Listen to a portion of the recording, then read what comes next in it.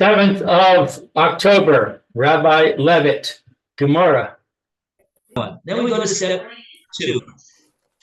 Recording in progress. We're back. Hello. Welcome back, Lou. Thank you. Okay, we're in the middle of setting up the Gemora, and then we'll have the Gemora's question. So we're dealing with the view that Chaser works as a shliach. So the Gemora asked a question on that.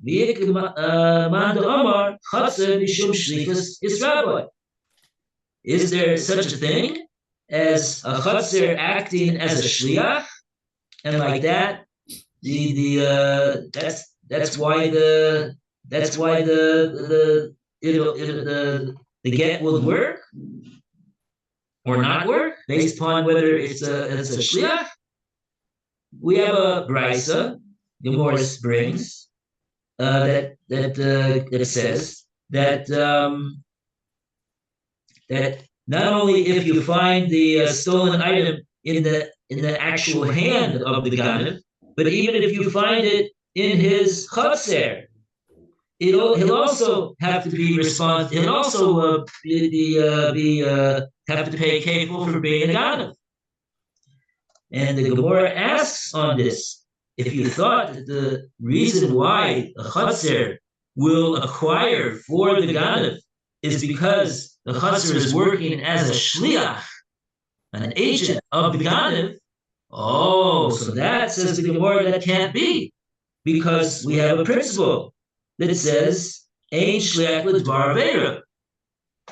There's no shlichus when it comes to doing an aveira. So therefore, at this point, the Gemora is challenging the man de Omar, the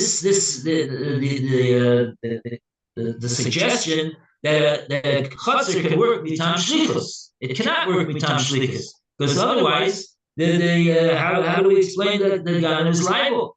The chaser can't be a shliach for that. Ain't shliach l'dvar aveira. So that's step 2. Now step 3, Ravina comes along, and this is a little bit further on on the page of the Gemora over there, Amar Ravina, and Ravina says,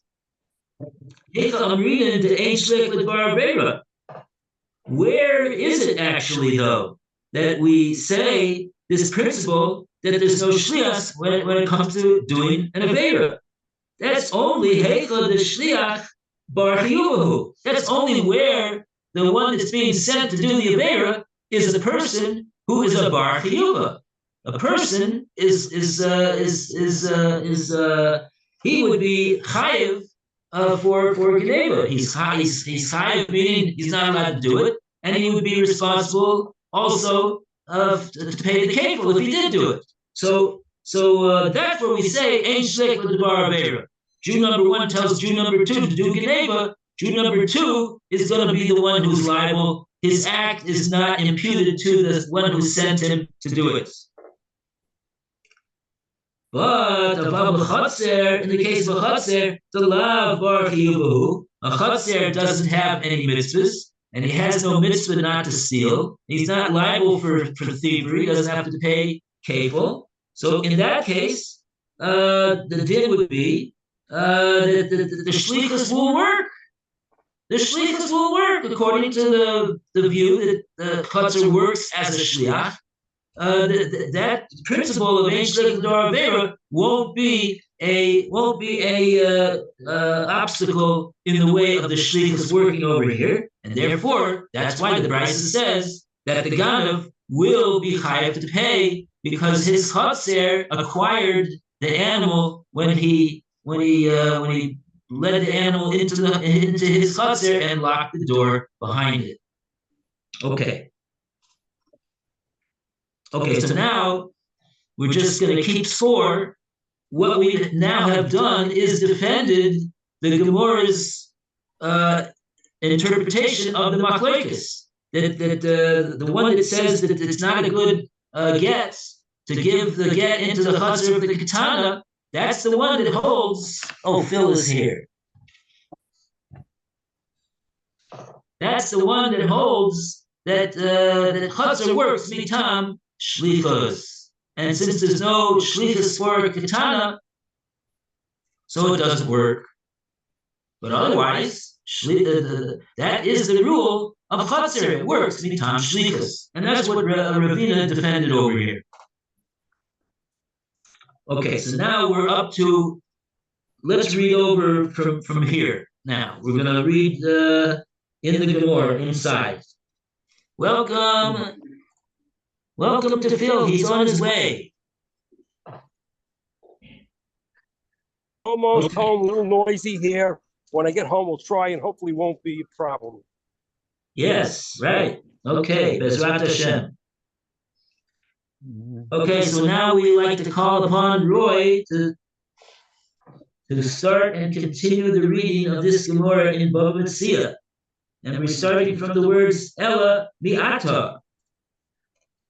Ella mi'ata, but now, if you say that the principal is liable for his agent's act, where the agent himself is not a responsible party, then I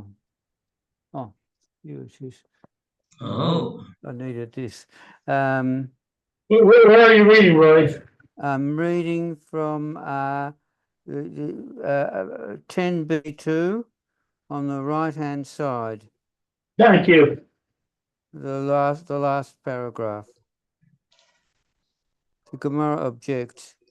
Elo me'ata, but now, if you say that the principal is liable for his agent's act, the principal is liable for his agent's act, where the agent himself is not a responsible party. Ha'omar la'asha v'eved tu'u ginbu li. Then if someone says to a married woman or slave, go steal for me, Delov b'nei hayuva nisahu, since they are not responsible parties.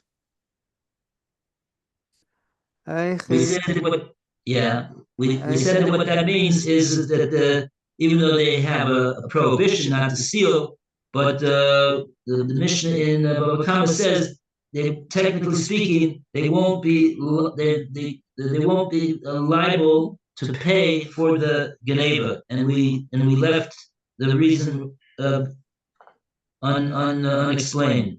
We have to take a look at the Gemora Bava Kama on that, but that's what we're talking about when they say the Lav B'nei Chiyuv B'nei. That's what Rashi explained. We'll see Rashi in a moment. All right, and he finishes off here. Heichiv nami mechayev sholishchon. It is also so that their sender is liable.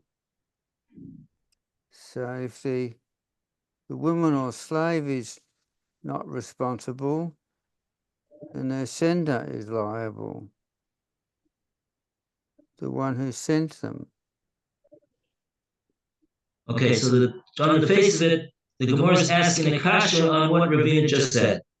And what's the kasha? The kasha is that Ravina said that because the Chatzar was not responsible for the Geneva, the matter of Ein Shleich V'Lavivero won't be an obstacle to implicating the Ganev to be chayav. So therefore that's what we said. That's what Ravina said. On that, the Gemara is challenging Ravina and using a different case that if Jew number one would say to either a Isha who, right, like you said, we're talking about a Isha who is married, not as opposed to an Isha who is not married, or to an Eved, meaning an Eved Knani. So even though they're chayav in the to not steal. They're obligated to not steal. But lav b'nei chiyuv ninhu, they are a type of a sug of people that are not chiyuv. They don't the chiyuv to pay for the geneva that they weren't allowed to do, which sounds a little strange, I admit, but that's the way Rashi explains it.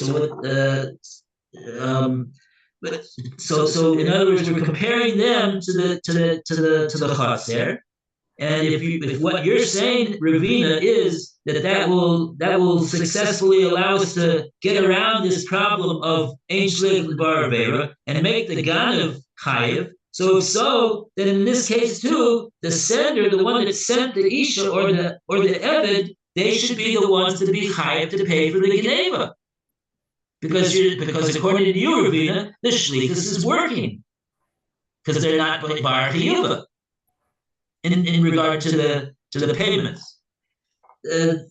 Okay, so Rashi has got something to say about this. He's gonna explain us what the Gemora means over here.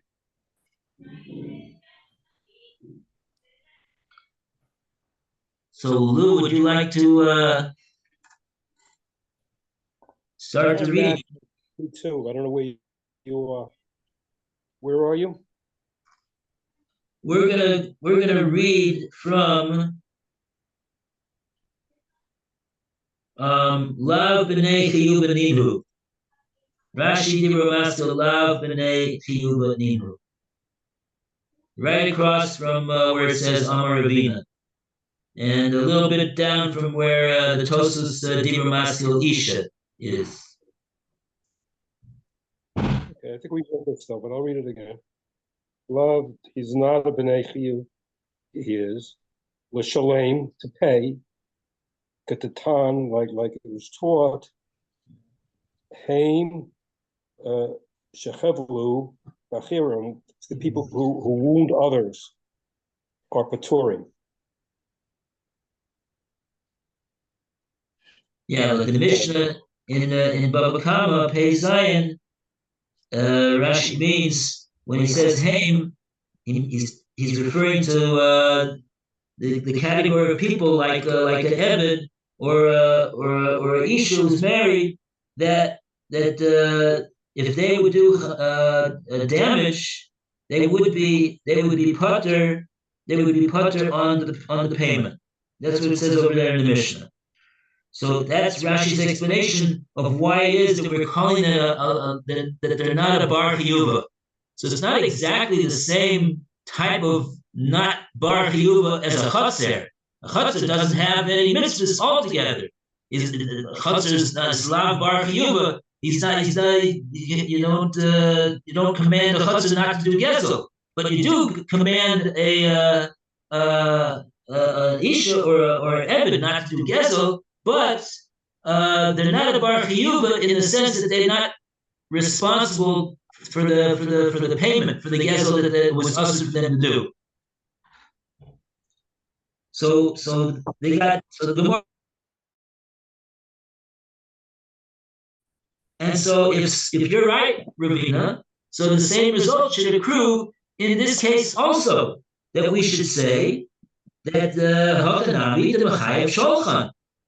Over here, would you indeed say that we would make the one who sent them to do the geneva, that he would be liable to pay the kefil for the geneva that he told them to do? Let's see what Rashi says about this. The love. Rashi doesn't say anything about it. Oh, doesn't say anything. Okay, so we're on our own. So that's the question. And in other words, the Gemora is asking this question, and it seems like the Gemora is asking this question because we know that the halacha is otherwise. Meaning to say, we know that the halacha is that in this case, the one who told the Jew that told the Isha or the Eved to do the Geneva, for him, he would not be liable to pay for the Geneva that they did. He would not be liable. That but the Gemara is questioning and saying, according to what Ravina says, they would be liable. So we're asking a question on Ravina. Okay. On that, the Gemara is going to give an answer. So we go back to the Gemara. Amars.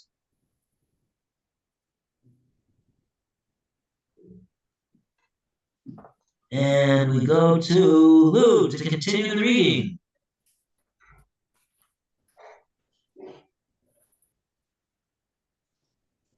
You have a red mic.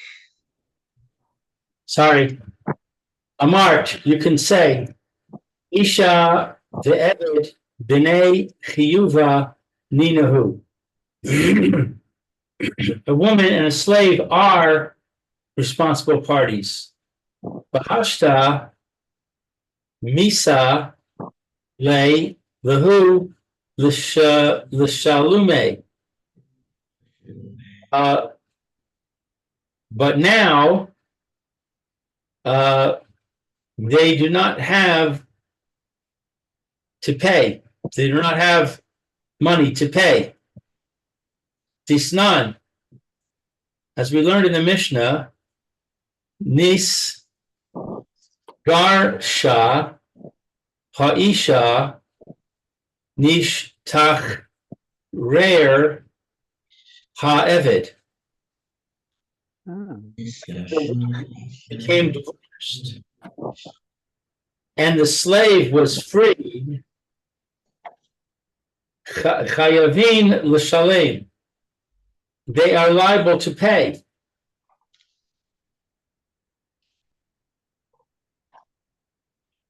Okay, so if the woman is no longer married, or the Eved becomes was freed, so he's no longer Eved. Now he's a full-fledged Jew. So they would be required to pay. Chayavim l'shalem. So that's how the Gemara is answering this question.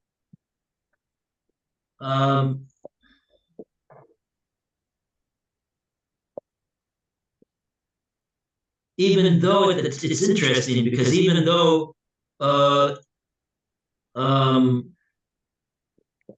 at the time that they did the damage over there in the Gemora and Bava Kama, they were exempt. They were exempt. So it seems like there's change in status, that now they become no longer Eved, no longer a married woman. Now they become obligated.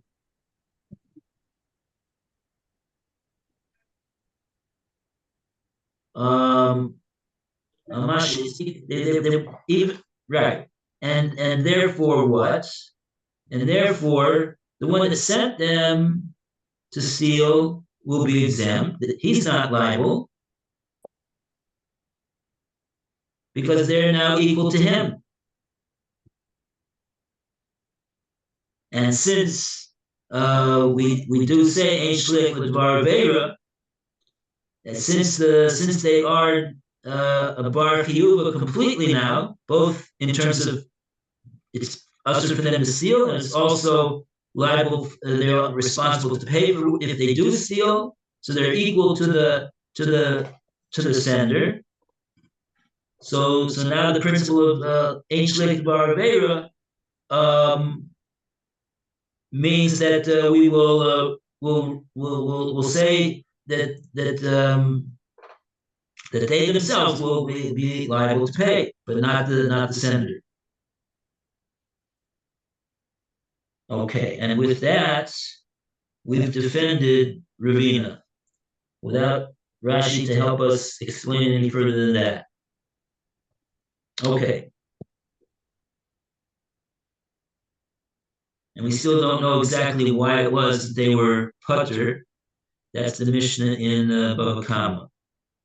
So we're not going to get into that right now because they don't want to get too far afield over here. Okay, so now we're gonna go weiter. Weiter in the Gemora. Rav Papa Omar. Who's next to reading? Alan, are you there? I am. Rav Papa Omar.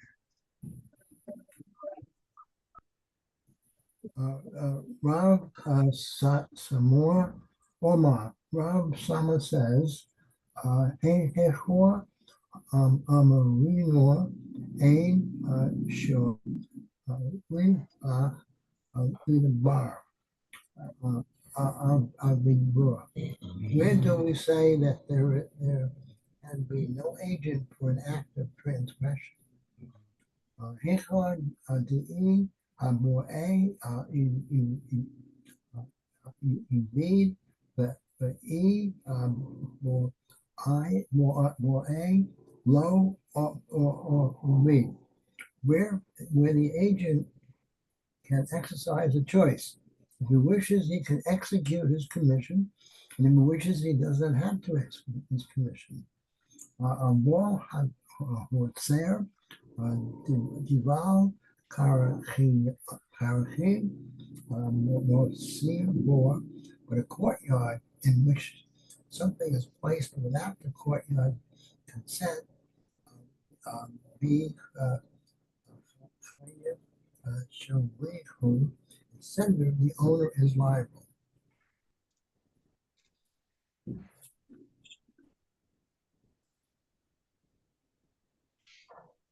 Now the Gemora shows multiple differences between the two reasons.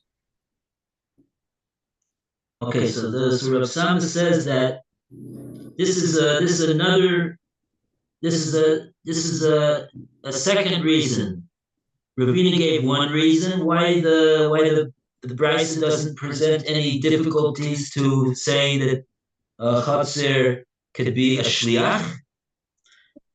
He said we don't say shliach l'dvar avera when it comes to Chatzer because the Chatzer is not the bar chiyuva.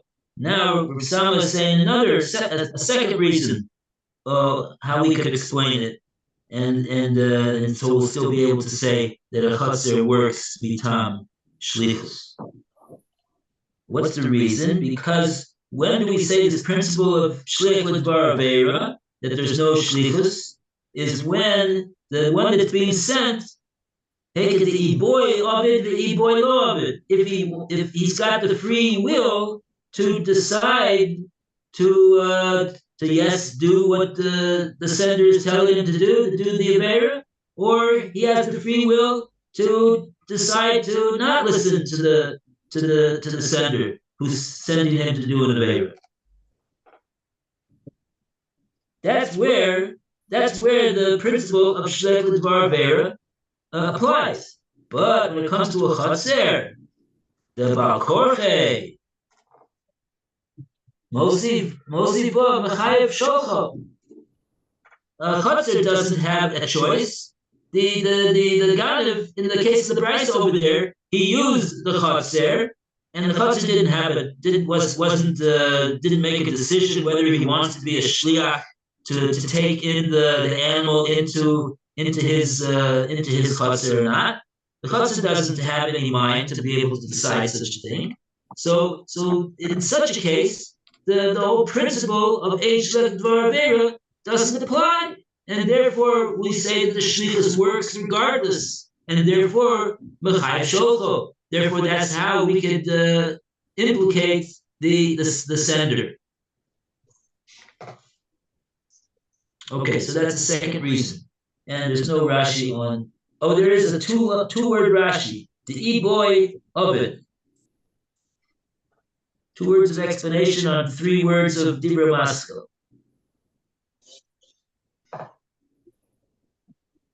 Of it. If he needs a servant, wants a servant, the Eved is a servant.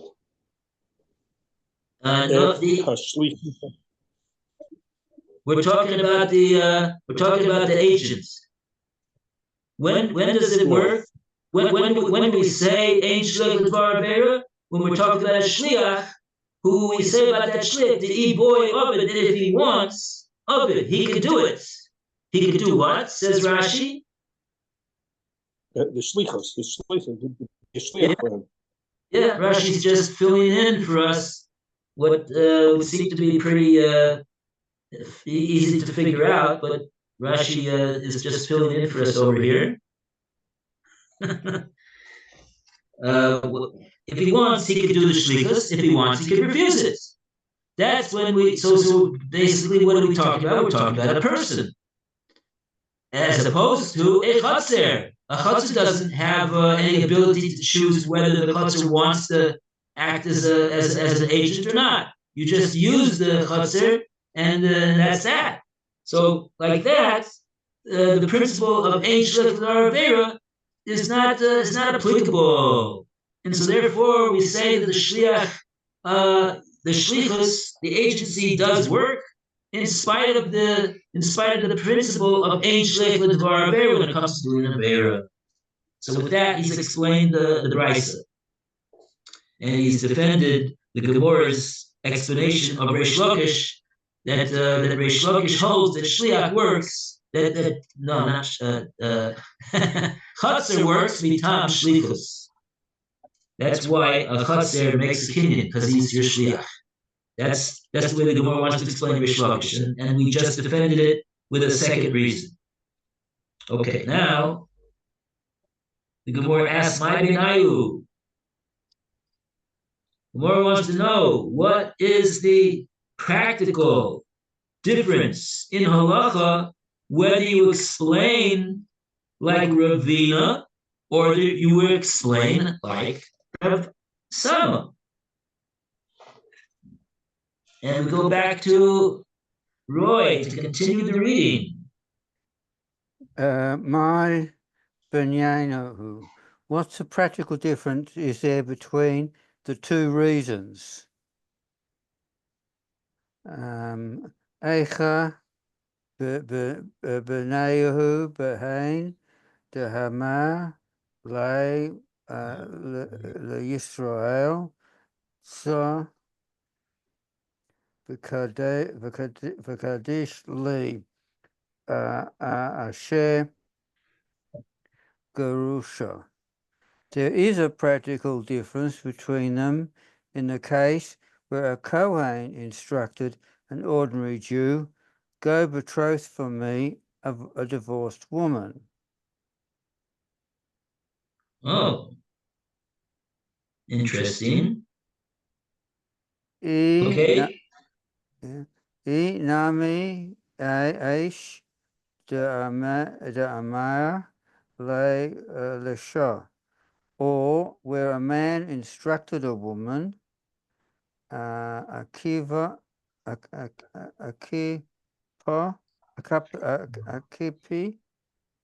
Katan, round for me the corners of a miner.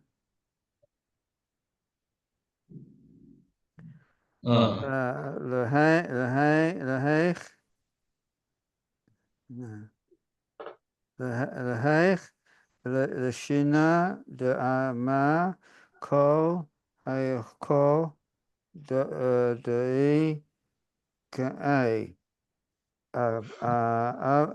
Avid E Kaile Achid Lo Michayev Shalahu. According to that version, which says that wherever the agent can exercise a choice,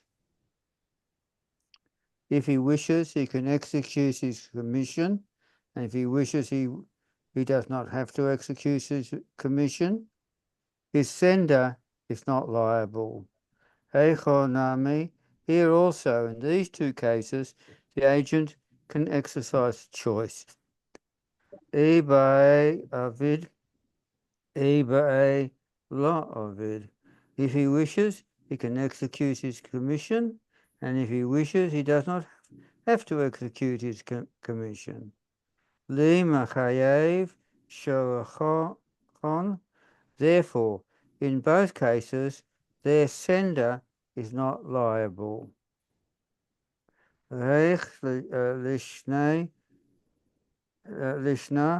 the Amoras Kol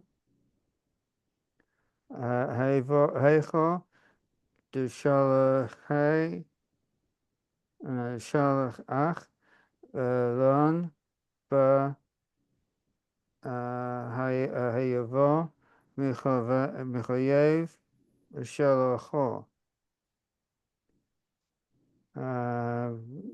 So therefore, in both cases, their sender is not liable, but according to that version, in which you say that wherever the agent is not a responsible party, that his sender is liable, Hane Nami, then in the cases of these people, the ordinary Jew or the woman, as well, Kivan Da'an Kanai Hayuva Ninahu, their sender is liable for the act committed by his agent. Okay. All right. Okay. Yeah. Okay. Yeah, right. Okay, so we got a Rashi over here. Kaddish li Isha Grusha. Long Rashi.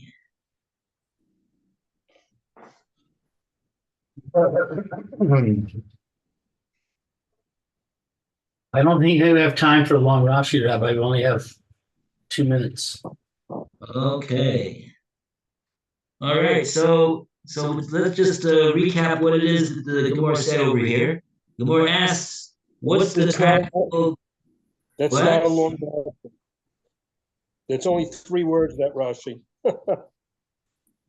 The Kaddish lay Isha Grusa, Mekadesh me, a woman who's a Grusa, Kohen, and it says, Umishat Kedushim Over. And it's the time of the Kedushin, it would be over. He would be transgressing something. Right. Right. In other words, the Cohen, he's got a Torah prohibition not to be Mekadesh a Grusha. Even if he never consummates the marriage, he's already violated by making Kedushin. So if he tells an ordinary Jew to do Kedushin for him, to act as a Shliach, so that Shliach, so should we say Ein Shliach L'Dvar Avera? In this case, we're saying that for the Kohen, it's an Avera. For the Israel, it's not an Avera. And depending on whether you go like Ravina or Sama, it's going to come out differently. If you go like Ravina, he's not a since he's not a bar chiyuva altogether. It's not a bar chiyuva altogether. The Israel, the agent. So the Kohen will be implicated, and will say this is an exception that the shlichus will work, even though there's an avera involved for the sender, because there's not one for the agent. According to Rav Sama, he says as long as the agent has the free will to be able to decide to yes do it or not to do it, we'll say that there will be shlich. We'll say that's when we say ein shlich l'dvar avera. So it won't work. It won't work because ain't shleich l'dvar avera. It won't the Kohen the Kedushin won't work. So that'll be a practical difference between Ravina and Rav Sama. Okay, we'll hold it here. We wish everybody a good day. Thank you, Rabbi. Take care. Have a good day. Okay. Well, So is thank there a you. class? Thank you. All So is right. there a class today? With Rabbi Bal? Bye, Theo. Bye. Or Mitzvah Hashem. Bye. See Rabbi Levitt. Bye for now. Lou, is See that a Lou. yes? Alan.